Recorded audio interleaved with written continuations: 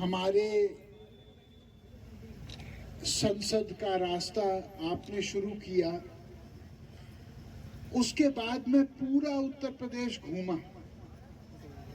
मैंने एक दिन ये देखा, क्योंकि मैं अर्थशास्त्री हूं, आप जानते हो मैं लेख लिखता रहता हूं अखबारों में, आपने पढ़े होंगे। मैंने एक दिन सोचा कि वो कौन से आर्थिक मानक हैं जिसके अंतर्गत यदि एक किसान आ जाए या एक आम आदमी आ जाए, संपत्ति और कर्ज का रिश्ता अन्य शून्य, कि वो आत्महत्या करने पर मजबूर होता है।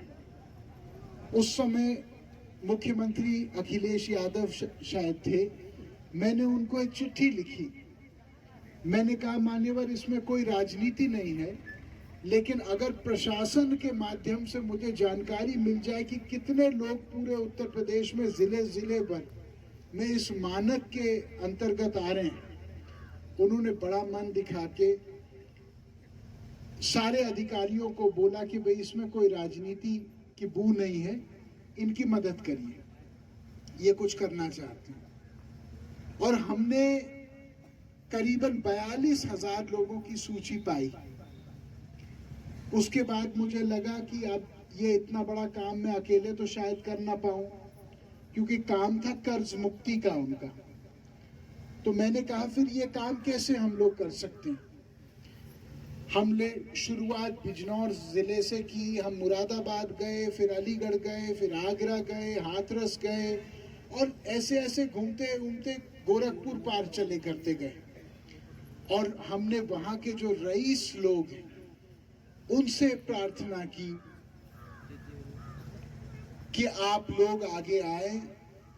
वो जो नौजवान वहां पे डिस्टर्ब सभा की, मैंने उनको चिट्ठी लिखी, अधिकांश थे। मैंने कहा कि मेरा निवेदन आप स्वीकार करें, आप अपनी तनख्वाह त्याग दें, और जो भी गरीब वर्ग जो आपके क्षेत्र का हो, जो आपके मन का हो, उसको ये पैसा दे दें दान में। और मुझे बड़े हर्ष की बात है कि 60-70 लोगों की चिट्ठी मुझे वापस आई कि हमने आपकी बात स्वीकार करी और एक नया राजनीति का क्रम हम आगे बढ़ाएंगे चुपचाप से। भाइयों, मेरी जो राजनीति है उसकी नींव जो है वो धर्म है। धर्म का मतलब ये नहीं होता केवल पाठ पूजा करना, वो धर्म का एक हिस्सा है।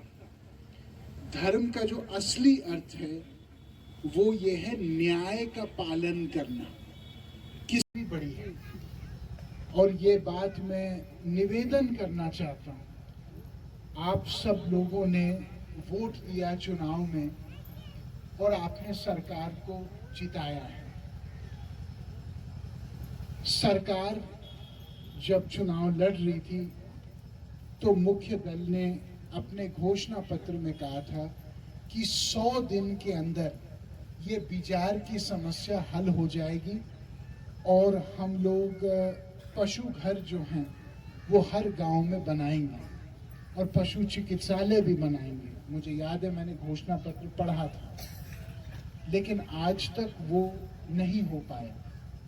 मेरा निवेदन है सरकार से, इस बात की गंभीरता को समझें।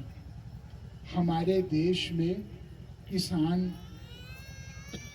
16-16 घंटे काम करके अपनी फसल को बनाता है और ये बिजार 2-2 घंटे में उसी फसल को बर्बाद कर देते हैं। कोई रक्षा नहीं है किसान की इस समय। वही किसान जो दिन भर काम करता है, उसको अपने फसल की चौकीदारी रात को करनी पड़ती है। ये बात ठीक नहीं है।